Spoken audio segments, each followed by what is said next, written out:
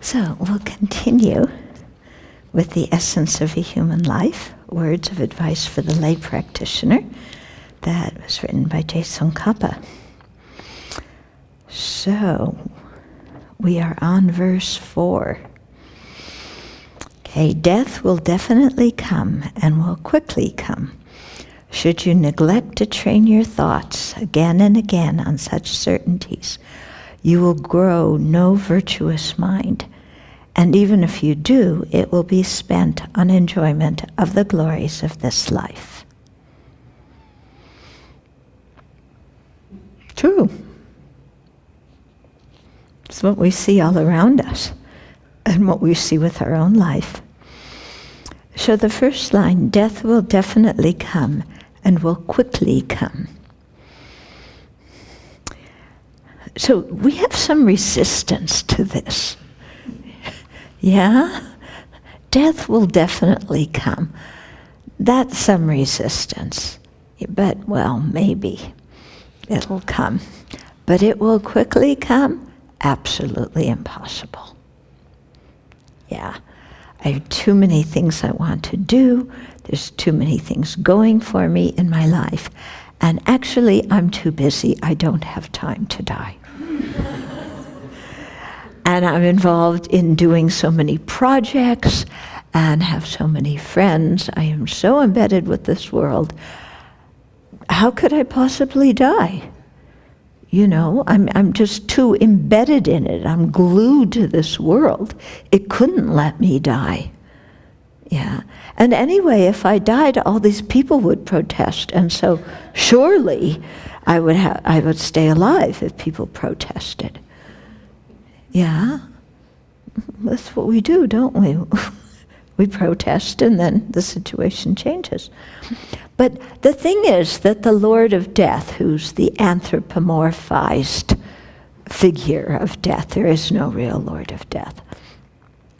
But the Lord of Death doesn't wait, you know. And the Lord of Death doesn't care very much either. It's like, whenever it's time to die, goodbye. That's it. Convenient, inconvenient, forget it. You know? It's like, time to go.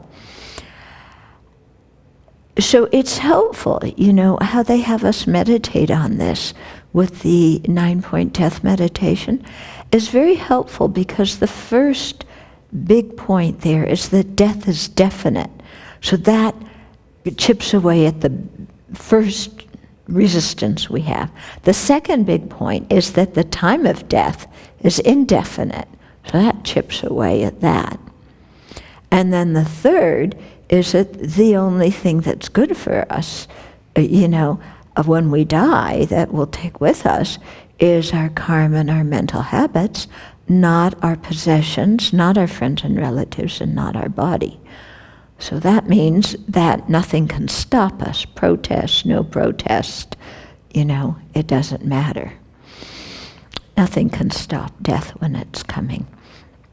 So to start with the first one, you know, that the time of death is definite.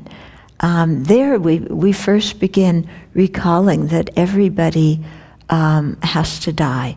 And it doesn't matter, you know, all throughout history, people have died, yeah? So there's not going to be any reason why we're going to be exceptional. And even people who were holy beings in previous lives died, okay? So it happens to everybody, doesn't matter social class, education, all that talk we had about privilege and not privilege, forget it, you know? Death is the great equalizer. Yeah, and it happens to everybody. And there's no place to go where we won't die. You know, we just sent this thing to Pluto and took pictures, and I'm sure somebody's thinking, oh, maybe, you know, if we send people to Pluto, maybe they won't die there. You know, we'll have a special spa for them, or maybe Pluto's too far. We'll go to the moon and people won't die there, We'll go somewhere else.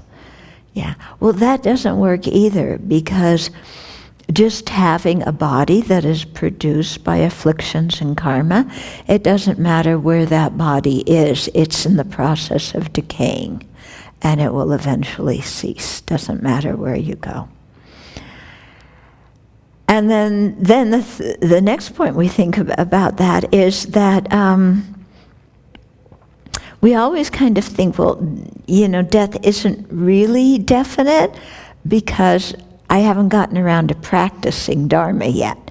It'll become definite later. Yeah. In the meantime, I'm too busy, and I have so many things to do in my life that are so exciting. Yeah. And so here they talk about, well, the beginning of your life, we waste most of our time, maybe waste. We pass, I should be polite. We pass most of our time when we're kids playing, because we don't know any better. We don't know the Dharma, we don't know much, so we spend time playing. Yeah, and so that goes on for good 20 years, doesn't it? Just playing. And it doesn't really end when you're 20 either nowadays. It kind of, they're saying that there's a new developmental stage that kind of goes until you're 30 now. Yeah. So you play. And then, the second period of your life, then you finally settle down. Okay, you get a job, you get married, you have kids, you work to support your family, you support your kids, you do everything that parenting entails, and everything that keeping a family together entails, and everything that you need to do to be a success in your career, because it isn't only family that's important, it's also career, status, these kinds of things. So you spend, a good period of your life doing that. Yeah. And then, finally, when it's time to retire, sometimes you don't retire, but in Singapore they make you retire. It's interesting, the States, they don't make you, they kind of arrange for it, like they lay you off. But but in Singapore, you actually have to retire.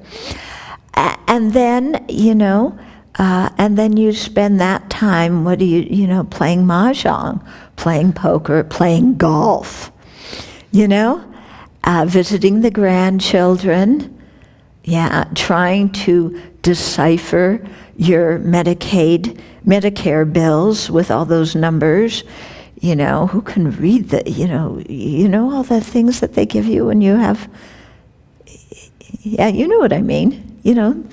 When you have some medical procedure, they send you the invoice for it, and it's all these numbers, and you have no idea what they're talking. So you spend many hours each day trying to figure out what in the world they're telling you to pay for, and what in the world you have, because they charge individually for the needle, and individually for the rest of the syringe, and then individually for what goes in the syringe, and then individually for the person who shot you, gave you the shot. And that's just, among all the other things that you do. So you have plenty of sheets of paper to spend time looking at and trying to figure out.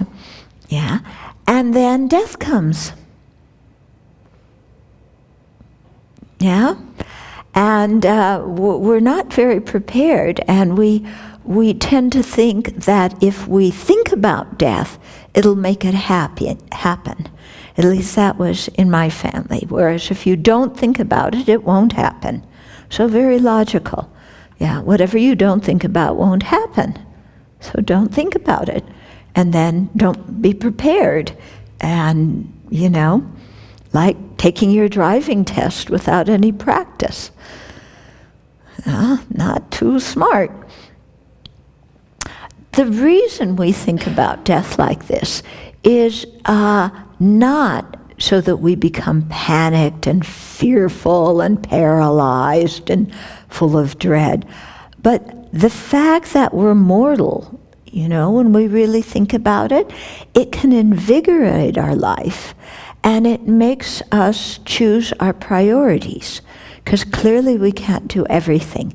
If we know that we're going to die, and that our lifespan is limited, and that our health is also limited, then we have to think, what is most important for me to do? And that's a very important thing to think about. What is most important for me to do? Because we have to do what's most important, because we're going to die and we don't know when it's going to happen. And there's no repeal or appeal form. So we really have to think, what is important?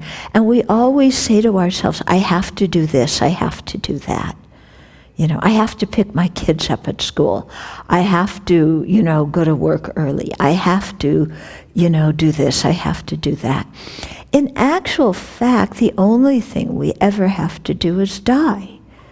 Everything else is totally optional in our life. But I think this language of saying I have to indicates how little we see the freedom in our life.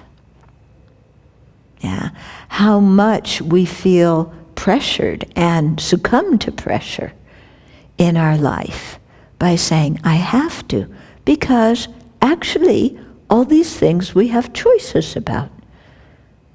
Now, of course, if you choose not to pick your child up at school, that's going to have a certain result that you don't want to have. But I think it's good to recognize that it is a choice. So rather than complain that you have to do it, say, I'm choosing to pick my child up at school because I want my child to be safe. So that you do it with a good reason, instead of full of resentment and obligation and, everything like that. So spend some time thinking about this and really thinking, what are my priorities in life? When I die, what do I want to look back on?